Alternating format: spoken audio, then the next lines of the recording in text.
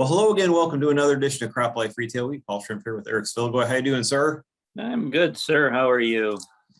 I'm in personal turmoil. I went to the grocery store last night and like Doritos, like Tostitos chips, the small bag was $4.50. Okay. Egg. I'm like outraged. And I couldn't find blueberry bagels. The toilet paper shelves were like half empty. I'm like, man, it's getting all weird. And then I go to make a barber appointment like last night, and my barber's gone. He's gone. He's been at this place for like 20 years. Oh no. Website. He's disappeared. I'm shaggy. Like I need help. Okay. I come on this morning and ramble about all my first world problems. So that's my okay. Yeah, I got to say, when I went to the grocery store this weekend, they had everything I was looking for, and it cost what it normally costs. So I was quite pleased, and my barber continues to be available. So I feel for you, my friend. But I know it's hard because I remember when the woman who used to cut my hair retired a few years back. I remember there was a 3-month process to try to find just the right person to replace her. And it wasn't fun, but I feel for you, my friend. Yeah, it's an embarrassment of choices here in Lakewood with barbers. So I'm like, they're either got a really fancy website with a lot of guys posting, or it's a storefront and it's show up and we'll cut your hair and be quiet. So I'm like, it's like there's nothing in the middle. So I don't know. I got an appointment for Friday. We'll roll the dice and see what happens. All right. Well, fingers crossed when you're on the video next week, you don't have a buzz cut or a mohawk or something really weird. Or if I'm wearing a hat, you'll know it went terribly wrong. So what's going on in the world, sir? Well, what's going on in the world, Paul? We actually have a few bits of information to share with our viewers. One thing, I know it's been in the news quite a bit lately. President Joe Biden went overseas and was attending a couple of summits in Europe, I believe. And one thing that came out of that, actually, that's good for our friends here in agriculture. We found out that while over in Europe, the Biden administration and officials from the European Union brokered a deal that eased tariffs on EU steel and aluminum imports into the US, and also, more importantly, Paul, eliminate the retaliatory duties that have been on several US goods, including corn. So as you can imagine, the National Corn Growers Association was quite pleased with this development. Their president, Chris Edgerton, released a statement saying this is an important step for America's corn growers and a step towards restoring our trading relationship with the EU. We were dragged into a trade dispute that did not involve us, and we are highly appreciative of the Biden administration for this development.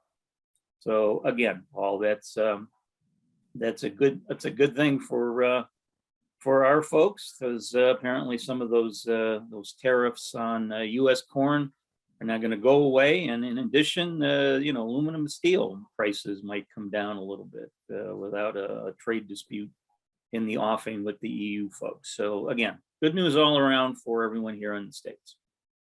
Good deal. May get have better luck with the costs on plant construction and things that the retailer are trying to do logistically, and get kind of get back to more of a free market on corn. That'll be awesome.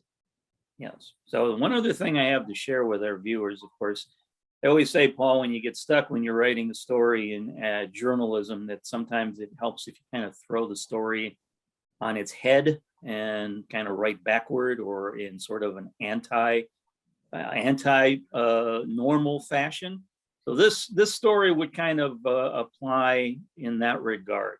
I know we spent several videos talking about ag retailers that have been merging across the United States, particularly in the state of Iowa. But we found out this week that there was a proposed merger in Iowa between Five Star Cooperative and Farmers Win Cooperative. Now, on the first go around of votes from the members, they agreed to look at merger opportunities, but I guess a second vote was also taken.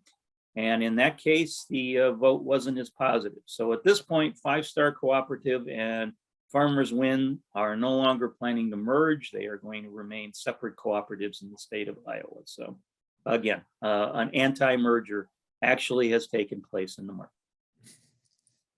Interesting. Well, it's got to be for the right reasons, and you have to have a clear plan as to why you're doing it, and then it has to be communicated. The whole deal with cooperatives and mergers is such a difficult and intensive process, and if all the ducks weren't lined up, if all the right people weren't talked to, or for any reason at all, these things could fall apart. So hopefully it was for the best, and maybe they'll revisit at some point when if they've learned some lessons and come back to the table. But and that is interesting. Yeah.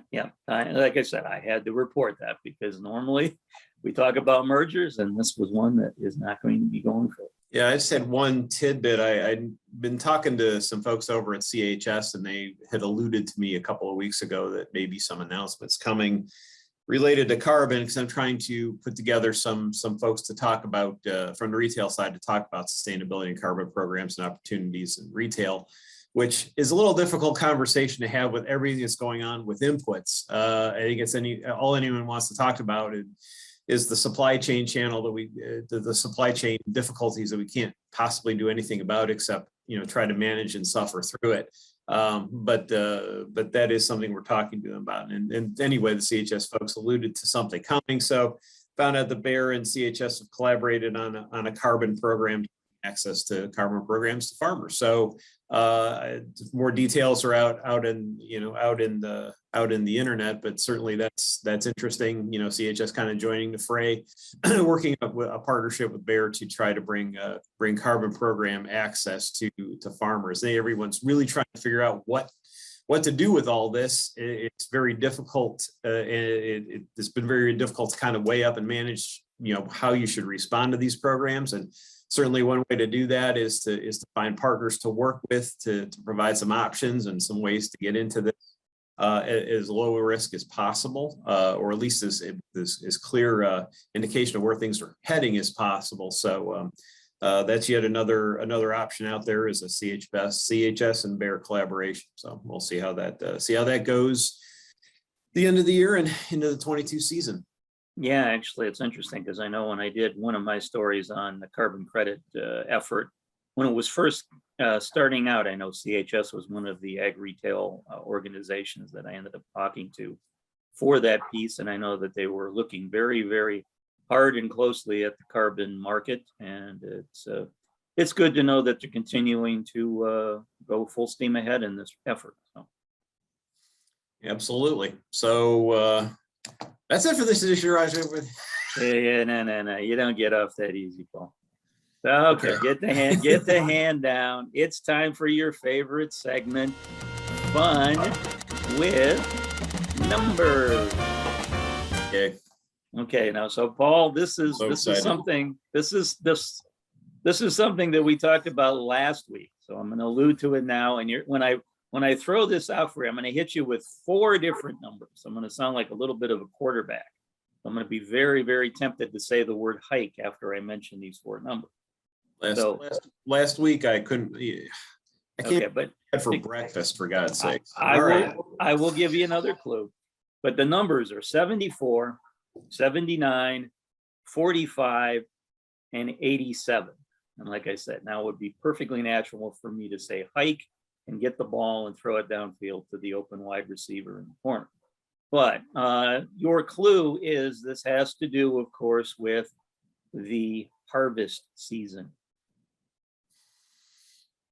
Let's see.